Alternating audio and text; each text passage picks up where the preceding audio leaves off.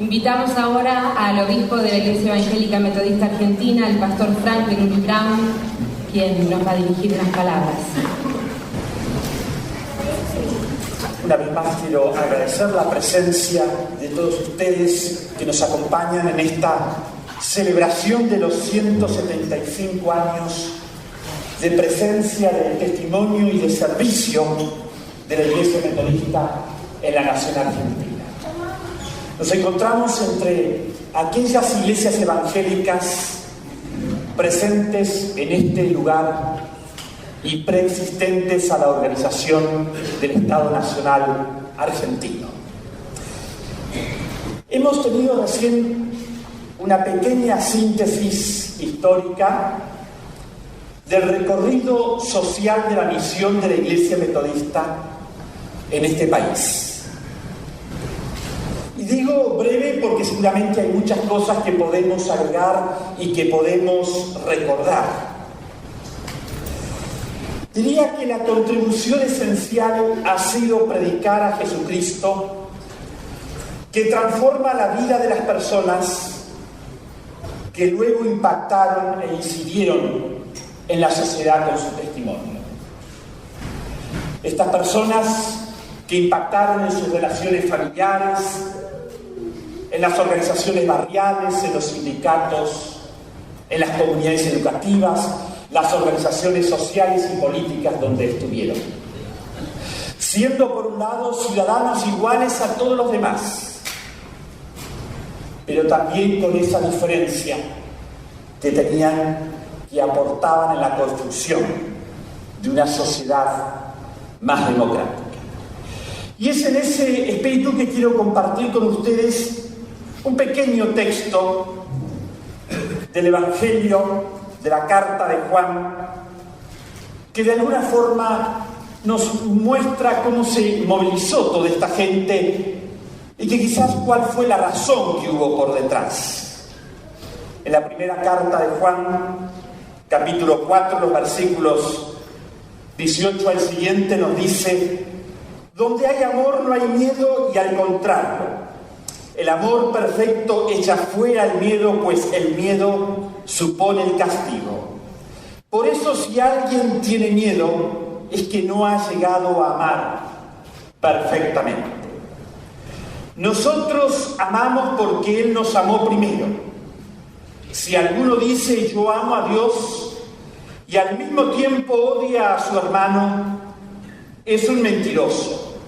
Pues si uno no ama a su hermano a quien ve, tampoco puede amar a Dios a quien no ve. Jesucristo nos ha dado este mandamiento: que el que ama a Dios ame también a su hermano. Ese amor que fue la experiencia de encontrar a Jesucristo de muchos hombres y mujeres, ese amor del cual nos habla esta carta, que se transformó en compromiso con todo ser humano y en especial con los que sufren. Ese amor a Dios que se transforma en amor al prójimo nos llevó a meternos en los líos y en los conflictos y sufrimientos de quienes nos rodeaban, porque interpretábamos que amar al prójimo era meterse en la historia y en los líos también de los demás. Era mirar fuera de nuestros templos lo que ocurría, porque el amor a Dios nos motivó a amar a los demás, porque no partimos del odio a los demás, que motiva la enemistad, la división y el prejuicio. Ese amor por los demás nos hace también una religión social, parafraseando a Juan Wesley. Creemos en ese amor transformador que nos invitó a vernos como hermanos y hermanas, y que cuando no era así, había que trabajar para que así sea. Porque creemos en este reino de Dios que se fundamenta en el amor y la justicia, en la convicción de que lo que es lo central del mensaje de Jesús, el amor a Dios y al prójimo, era lo que teníamos que transmitir y compartir, no en las puertas de nuestro templo y hacia adentro, sino hacia afuera. Y podríamos decir que la presencia de la Iglesia como portadora de un mensaje de salvación que quiso sacar a las personas y a los pueblos de la cautividad a la libertad.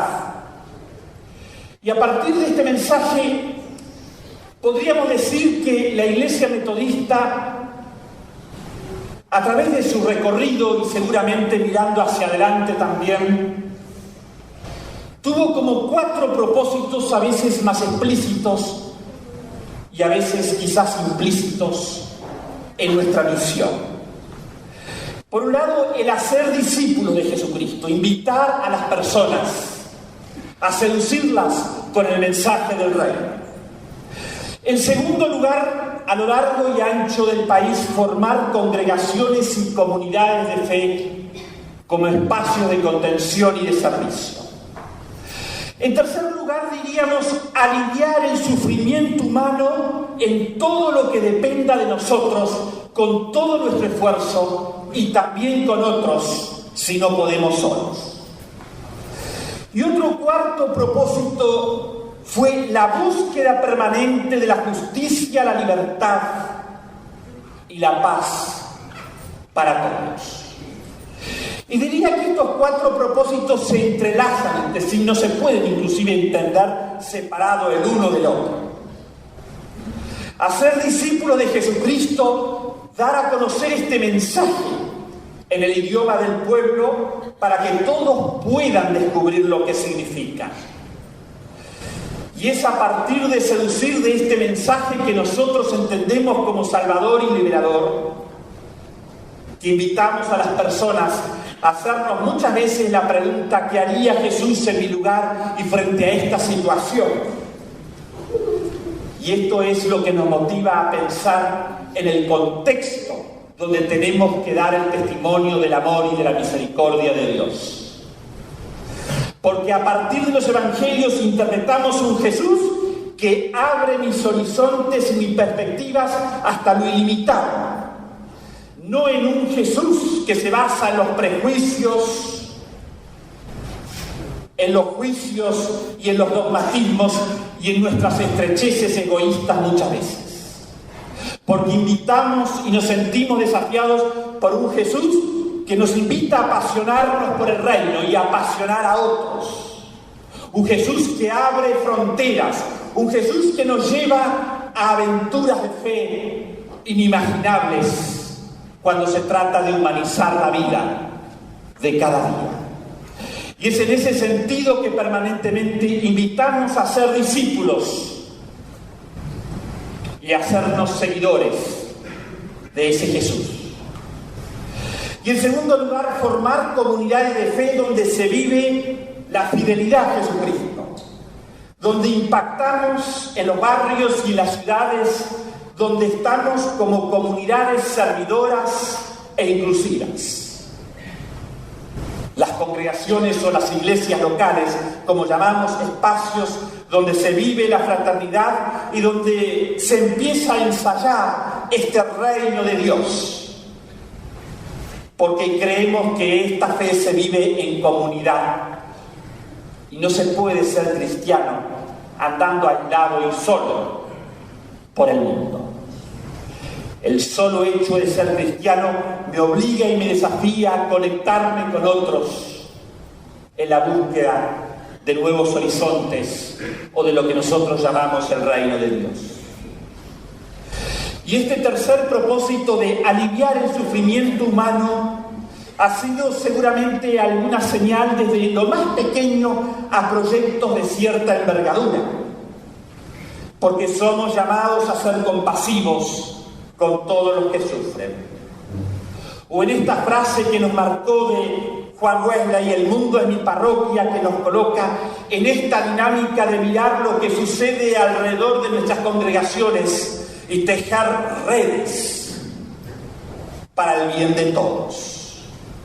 Y eso nos ha llevado a tener lo que llamamos obras diacónicas o de servicio y obras educativas, pensando en las necesidades de la comunidad que nos rodea. Porque hemos sentido parte de nuestro desafío aliviar el sufrimiento humano, pero también la búsqueda de la justicia y de la libertad y de la paz. Y yo digo de la justicia, la libertad y la paz para todos. Y cuando digo para todos es para nosotros, pero también para aquellos que piensan y sienten y tienen convicciones distintas a las nuestras. Y esto es lo que nos ha llevado a comprometernos en la construcción de relaciones justas que traigan paz a toda la nación. Nuestra opción por los que están oprimidos, por los débiles, ya sea por razones económicas, sociales o emocionales, nos ha hecho una iglesia seguramente sensible a los derechos. Desde las libertades civiles, los derechos humanos después de la última y atroz dictadura de la sociedad argentina, y nos sigue haciendo sensible hacia los derechos de aquellos que son discriminados por distintas razones, por ser pueblos originarios, por su condición sexual o por la razón que sea. Y yo diría que de alguna forma estos 4 propósitos están presentes también en esta presentación que hemos tenido del recorrido histórico. Y es nuestro propósito también hacer discípulos de Jesucristo, formar comunidades de fe como espacios de contención y de afecto, comunidades amorosas que viven la fe pero se juegan por el prójimo, aliviar el sufrimiento humano en todo lo que dependa de nosotros y la permanente búsqueda de la justicia, la libertad y la paz para todos. Porque amar implica justicia, aceptar lo diverso, comprender que lo diverso no hay que entenderlo como una amenaza, sino como algo que nos enriquece. Y quizás hemos sido sensibles como iglesia a lo diverso, porque hemos desde nuestros inicios sido considerados parte de esos diversos, que hemos luchado por la inclusión, por ser parte de esta nación. Comprometernos en los caminos de la no violencia activa es una convicción permanente. Y creo que esto viene de parte del espíritu de nuestro fundador Wesley, que leía hace unos días de un pensador metodista, Jennings, que decía lo siguiente: Wesley tomó muy en serio la objeción al cristianismo por parte de los islámicos que decían que los cristianos se portaban como diablos.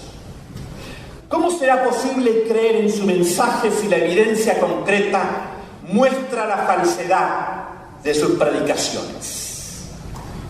Hablan del amor de Dios, pero matan a los enemigos. Hablan de la gracia de Dios, pero tratan a los demás sin misericordia. Hablan del perdón, pero son implacables. Es el gran peligro de proclamar una salvación que no implique justicia. De esta manera, la gracia de Dios no es eficaz, no tiene resultados concretos. Estas palabras de Wesley, que parafrasea Jennings, dichas hace unos siglos atrás, pensaba cuán actuales son cuando pensamos en lo que ha sido la guerra del petróleo y la imagen que quizás tengan el mundo islámico de nosotros, que quizás nos ven como los diablos. Y Wesley estaba preocupado por ese testimonio del cristianismo. Y es eso lo que él quiso renovar. Y yo diría que en esa frase donde cómo nos ven los islámicos, podríamos seguir preguntándonos cómo nos ven los migrantes, los pueblos originarios, los discriminados sexuales, los discriminados por su condición económica, por su etnia, por la razón que sea. Es una pregunta que desde el cristianismo todavía nos levantamos si realmente somos testimonio de ese amor y misericordia. Y este es un ejercicio permanente que tenemos por delante. Y este es nuestro esfuerzo que nos mueve a partir de la convicción que creemos en este Jesucristo, que nos lleva en el pasaje de la esclavitud a la libertad. Ese espíritu de apertura, como Juan Wesley también decía en una oportunidad: dame la mano. No quiero con ello decir que has de tener la misma opinión que yo. No es necesario. Ni lo espero ni lo deseo. Tampoco quiero decir que yo tendré tu opinión. No puedo. No depende de mi gusto. No puedo pensar a mi voluntad, como tampoco puedo hablar u oír según mi placer. Mantén tu opinión y yo mantendré la mía con la misma firmeza de siempre. Solo dame la mano. Con ello no quiero decir adopta mis formas de culto, ni que yo adopte las tuyas. No me mueve el deseo de discutir contigo al respecto ni un momento. Deja de lado toda cuestión de creencias y que no se interpongan entre nosotros si tu corazón es como el mío. Si tú amas a Dios y al prójimo, no pido más. Dame la mano. Y creo que es este otro de los pensamientos célebres que acudió el movimiento metodista. Que estamos para servir a los demás y no para nosotros mismos. Y esto se conecta seguramente con la apertura al diálogo interreligioso y al diálogo con los demás cristianos, porque creemos que otro mundo es posible y para eso estamos. Y por eso invitamos permanentemente a seguir a ese Jesucristo que renueva nuestra vida en comunión y compromiso, porque no solamente creemos que otro mundo es posible, sino que es necesario. Y aquí estamos, como iguales a todos los demás ciudadanos de este país, pero también con nuestras diferencias, para fortalecer el sentido profundo de la vida en comunidad y de la vida democrática de este pueblo y de este lugar, del cual somos parte y nos sentimos parte de sus anhelos y de sus esperanzas. Y en esto queremos unirnos con todos los hombres y las mujeres de buena voluntad, porque creemos que otro mundo es posible. Dame la mano y vamos allá. Amén.